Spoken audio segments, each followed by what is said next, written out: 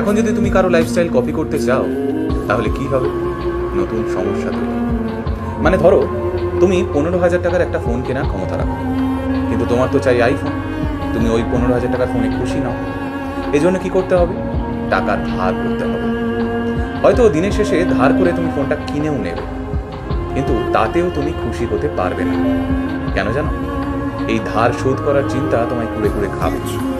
আর একটা কথা, এইবার নিজের খারাপ থাকার কারণ হিসেবে অন্যদের উপর দোষ চাপানোটা বন্ধ করো। ও আমার সাথে কথা বলছে না, তাই আমি খারাপ আছি। অমুক আমাকে কালো বলেছে, তাই আমি খারাপ আছি। ও আমাকে মোটা বলেছে, তাই আমার মন খারাপ। শোনো বস, এটা তুমিও জানো আর আমিও জানি, পৃথিবীতে বাবা মা ছাড়া আপন কেউ হয় না। তাই কে তোমাকে মোটা বললো, কে তোমাকে কালো বললো, কে তোমার অভাব নিয়ে খিল্লি করলো, এইগুলো নিয়ে যদি মন খারাপ করে বসে থাকো তাহলে কিচ্ছু হবে না লাইফে। জেদটা কই? বুকের মধ্যে কিছু করে দেখানোর জেদটা কই? আগুনটা নিভে গেছে? শেষ কবে আয়নার সামনে দাঁড়িয়ে নিজেকে সফলতা চূড়ায় নিয়ে যাওয়ার প্রতিজ্ঞা করেছো? শেষ কবে প্রাণ খুলে হেসেছো তুমি? খারাপ সময় সবার জীবনে আসে, মুখ থুবড়ে সবাই পড়ে, কিন্তু তাই বলে তুমি কি আর উঠে দাঁড়াবে না?